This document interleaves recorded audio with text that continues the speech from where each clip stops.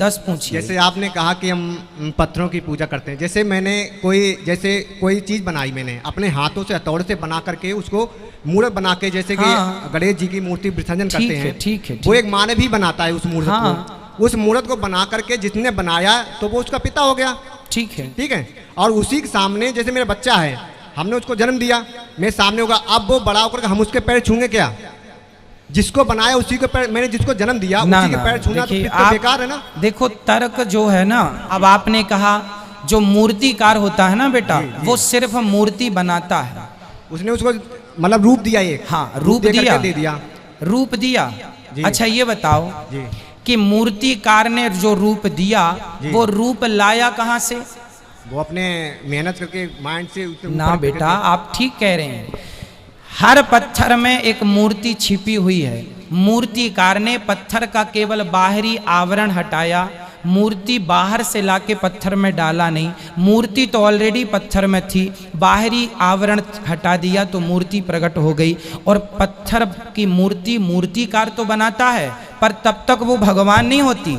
जब मूर्ति को ला करके वेद मंत्रों के द्वारा उसकी प्राण प्रतिष्ठा कराई जाती है, तब वो भगवान होते हैं ना बेटा। हम खुदा को उस मूर्ति में ले आते। जब लिखा हुआ है श्वेताश्वेतर उपनिषद में, यजुर्वेद में, न तस्य प्रतिमा अस्ति, उस ईश्वर की प्रतिमा नहीं है, हम मूर्ति बनाते हैं। मिसाल के तौर पे अगर मैं किसी को मदद करता हूं और अगर वो शख्स मुझे जानता नहीं जाकिर कैसा दिखता है,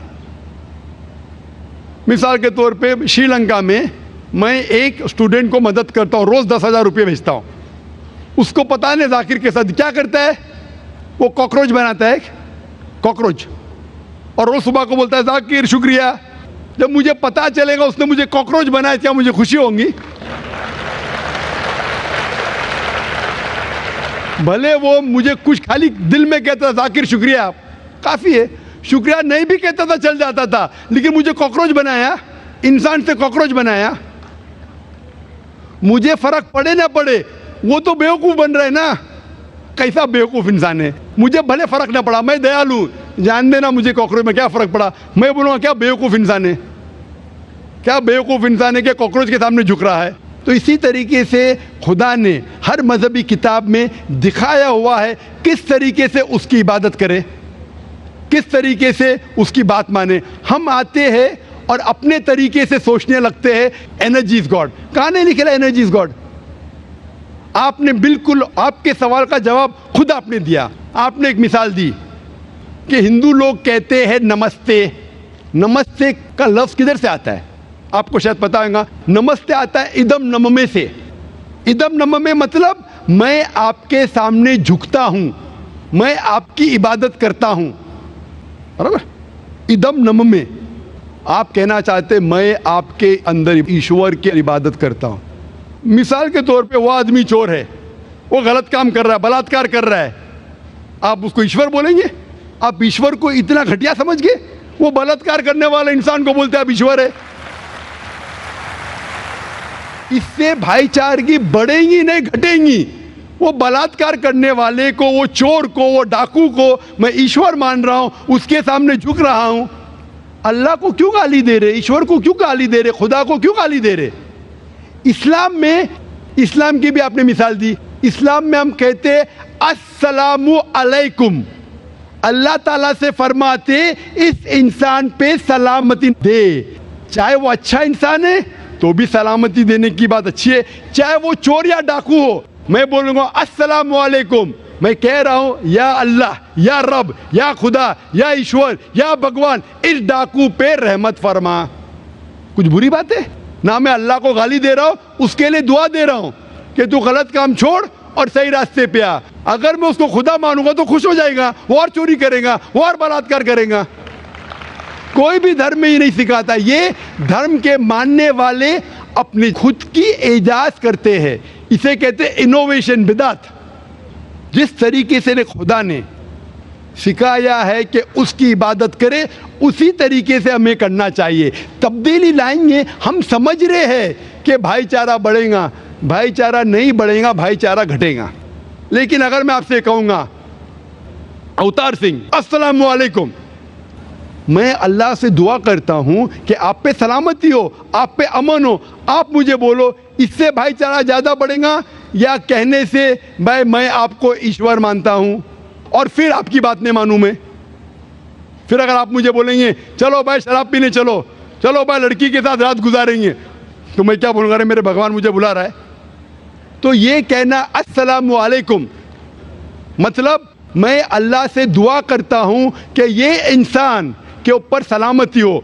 अच्छा इंसान पे भी सलामती कहना अच्छी बात है, बुरा इंसान पे भी सलामती कहना अच्छी बात है। तो इस तरीके से इस्लाम में जो ग्रीटिंग है उससे किसी को नुकसान नहीं होता है, ना it is hypocrisy, it is the best way of भाईचारा। और कुरान में कहा गया है सूरह निसा में सूरह नंबर 4 आयत नंबर 86 में 86 वह इज़ा हुई तुम मतलब अगर कोई आपको सलाम देता है तो आप उससे अच्छा सलाम दो, कम से कम उस जैसा, क्योंकि अल्लाह ताला हिसाब रखता है।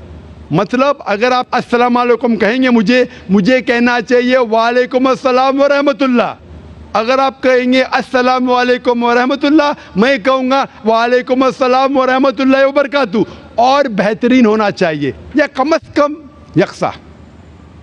इसा आप कहेंगे अस्सलाम वालेकुम, वालेकुम अस्सलाम, अल्फाज वही है लेकिन दिल से आ रहा है वालेकुम अस्सलाम, इसमें भी जज्बा ज़्यादा है, ये भी बेहतरीन है। तो कुरान में लिखा है कोई भी आपको सलाम करता है उससे बेहतरीन सलाम दो, या उससे बेहतर ना कर सको, कोई कहा अस्सलाम वालेकुम व रहमतुल्लाहि व बरकातहू, कम से कम उतना दो वालेकुम अस्सलाम व रहमतुल्लाहि व बरकातहू। ये तालीमात है कुरान में, इससे भाईचारा बढ़ता है।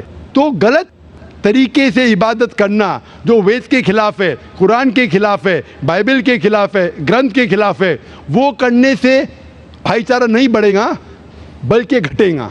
तो इसीलिए हम ये जाने ईश्वर जो हमारा बनाने वाला है, हमारा खालिक है, वो जानता है कि किस तरीके से उसकी इबादत करना चाहिए, वो बेहतरीन जानता है। मिसाल के तौर पे आपको डॉक्टर कोई दवाई देता है कि ये लाल गोली सुबह को लेना, हरी गोली दोपहर को लेना, आप बोलेंगे छोड़ो हरी लाल, मैं नीली गोली खाऊंगा। अरे वो डॉक्टर है, वो जानता है। तो इसी तरीके से हमारा खालिक, हमारा मालिक खुदा है, उसकी बात के ऊपर अमल करना। इसीलिए जो इंसान खुदा की बातों पे अमल करता है उसे कहते हैं इस्लाम, मतलब submit, he is called as a Muslim. तो जो कोई अल्लाह के मुताबिक चलता है उसे कहते हैं person who submits his will to God. Hope that answers the question.